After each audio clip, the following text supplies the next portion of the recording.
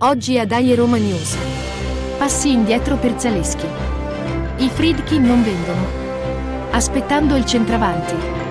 Esordio per Ibañez. Finalmente Zazzaroni intervista Mourinho. Inizia Dai Roma News. Salve, questa è una nuova edizione di Dai Roma News. Come sempre ti ricordo di mettere un mi piace e spero che ti iscriverai al nostro canale. La trasmissione è pubblicata ogni martedì. Queste sono le nostre notizie. Come sempre iniziamo con il commento. Cuoco e tu, Roma, figlia mea. Forse sbaglierò, ma a mio parere Nicola Zalewski sta compiendo notevoli passi indietro rispetto alla stagione del suo esordio. A sua scusante, dico che spesso il ragazzo viene spostato da sinistra a destra, da terzino di fascia, ad ala destra, ma questo non giustifica i suoi continui errori di gioco. Quando batte un fallo laterale, 9 volte su 10 riesce a sbagliarlo, dando o la palla molto male al suo compagno di gioco, oppure dando la palla direttamente all'avversario. Spesso quando riceve la palla sulla parte bassa del campo, a sinistra, continua a rinviarla al volo senza badare se il compagno in avanti abbia compreso il suo gesto. Se il compagno non è nella posizione ottimale, dovrebbe prima guardare e poi di conseguenza fare il lancio. A cosa pensa quando gioca? Io sono del parere che a calcio si gioca con la testa e non solo con i piedi. E quindi, cuoco e tu, Zalewski, fili mi? Cosa ti sta accadendo? Alla prossima! In riferimento alla notizia di una offerta effettuata da Raffaello Foglieri, pubblicata dal Corriere dello Sport, la Roma ha diramato il seguente comunicato.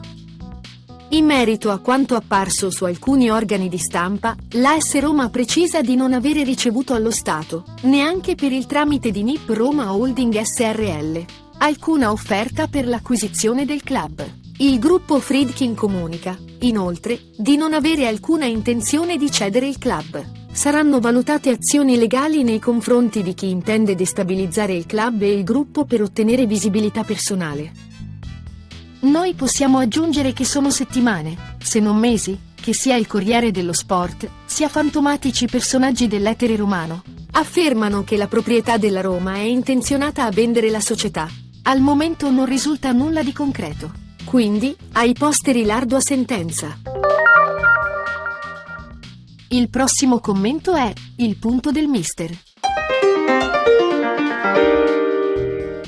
Sono settimane che ogni giorno leggiamo sui giornali o ascoltiamo dalle radio sempre la stessa musica sulla Roma.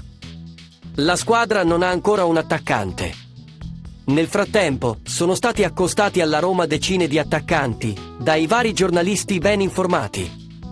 E poi per un motivo, i soldi, o d'un altro, sempre i soldi, non sono potuti venire alla Roma.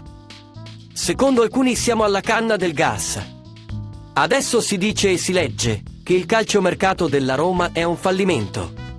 Si dice e si legge che i Friedkin non spendono perché hanno deciso di vendere. Ma se invece di aver acquistato a fine giugno, primi di luglio, i calciatori Aouar, Christensen, Ndicka e Llorente, Tiago Pinto li avesse acquistati adesso, quali sarebbero stati i commenti? Io dico che si dovrebbe far pace con il cervello oltre che con la lingua. Io sono certo che prima della fine del calciomercato avremo una punta degna della squadra. Alla prossima! E dai Roma! Il calciatore Roger Ibañez ha esordito con l'Al-Ahly nella Saudi Pro League. Ibañez, che la scorsa settimana è stato ceduto dalla Roma, ha giocato per tutti i 90 minuti dell'incontro. La sua prestazione non è stata da ricordare, infatti da un suo retropassaggio sbagliato si è verificato il fallo da rigore commesso dal portiere, che ha permesso agli avversari di accorciare sul 2-1. Un errore che alla fine non è costato il successo della sua squadra, grazie ai 3 gol messi a segno da Firmino. Questo è il punto giornaliero di Parla Pasquino. Finalmente Ivan Zazzaroni ce l'ha fatta. La scorsa settimana ha realizzato una grande intervista con Mourinho. E come detto in passato, per me contano le interviste di un giornalista e non le sue supposizioni. E quindi ammetto che Ivan Zazzaroni ha fatto un gran lavoro. Bravo! In riferimento all'intervista, ho 2 cose da aggiungere. La prima è che quando Zazzaroni ha posto la domanda a Mourinho, avevi deciso di andartene? La risposta è stata netta. No, qui con un po' di professionalità avrebbe dovuto dire di essersi sbagliato, nello scrivere che l'allenatore sarebbe andato via. La seconda cosa, è la domanda inerente Tiago Pinto che dice, torniamo al rapporto Tiago Pinto-Mourinho. Abbiamo scritto un sacco di cazzate?